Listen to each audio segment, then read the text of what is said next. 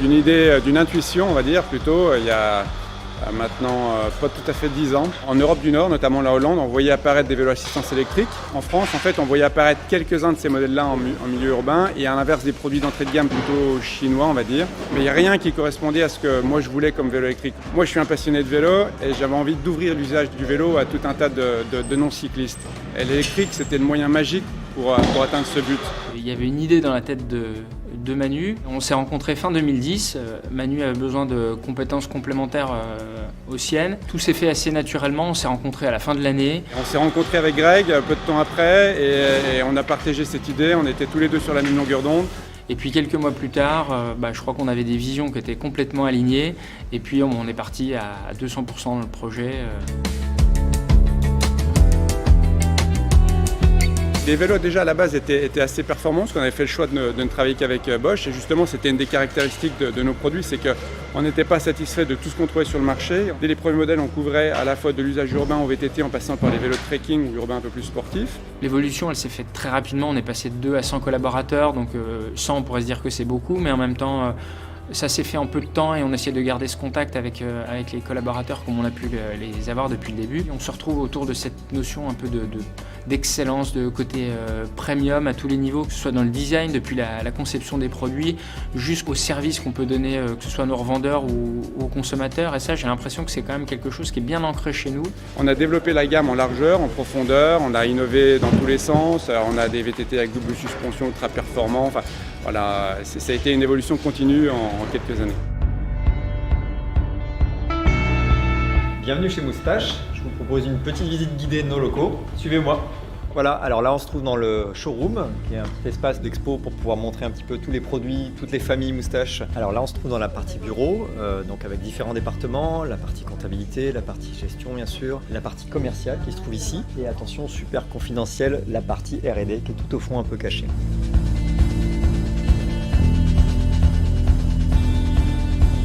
Généralement, les besoins, ils naissent de beaucoup d'observations, en fait. Un petit peu l'évolution du monde, des pratiques. Et parfois, en fait, c'est les retours des utilisateurs qui créent des nouveaux besoins. Il y a des vélos qui sont nés simplement de réflexions de consommateurs qui me disaient j'ai envie de faire ça avec mon vélo, mais j'aimerais aussi faire ça. Je pousse les équipes à raisonner en tant qu'utilisateurs, de savoir de quoi on a besoin, comment améliorer les choses, qu'est-ce qu'on peut faire, sachant que l'électrique ouvre l'usage du vélo. Il faut avoir l'esprit ouvert justement pour imaginer tout ce qu'on peut faire avec. On vit l'électrique, c'est-à-dire qu'on se déplace en vélo électrique, on va faire du VTT électrique, on va faire de la route en électrique. On a plein de petits projets encore dans la tête autour de cette assistance électrique. On est un pur player de l'électrique, c'est-à-dire qu'on ne fait que de l'électrique. On pense, on dort, on roule, on ne fait que de l'électrique. Ça nous donne une longueur d'avance, on le fait depuis, on a été encore une fois les premiers à le faire. Et même si la concurrence, elle s'intensifie forcément, on garde cette longueur d'avance. Et on était persuadé depuis le début que de toute façon l'ensemble des usages finalement basculerait, deviendrait électrique. Alors nous voici dans la partie production avec les différentes personnes qui travaillent au montage de vos vélos. C'est un élément essentiel bien sûr, mais autre élément essentiel également, la partie qualité, avec un contrôle qualité qui est très rigoureux et qui permet vraiment d'avoir des vélos qui soient sans faille quand ils sortent de l'usine.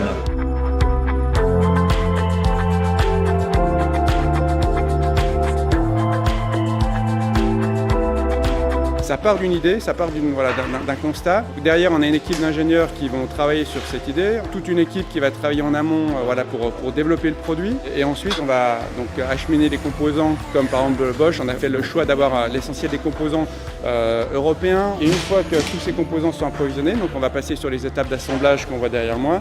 Et donc là, on a un opérateur qui va monter un vélo. Ça, c'est une caractéristique forte de Moustache également, pour avoir une plus grande qualité, plus grande fierté aussi des monteurs. Une fois que c'est monté, on passe côté contrôle qualité et c'est prêt à l'expédition chez nos revendeurs.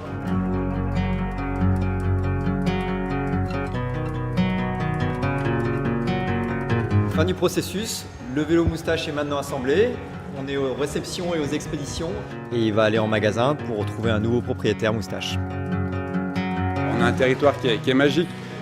pour tous les usages finalement. En quelques minutes, on est dans la forêt, on a des forêts qui sont magnifiques, magiques. On est tous les deux Vosgiens, je crois qu'on a nos racines là, on a nos familles, on a l'habitude de faire du vélo ici. Et quelque part, on est aussi très fiers de valoriser le territoire à travers le développement de Moustache, quoi. Si je me remémore les premiers moments de galère avec Greg, le premier salarié, le deuxième, etc. Monter une boîte, c'est pas simple. Avoir une évolution rapide, c'est pas simple.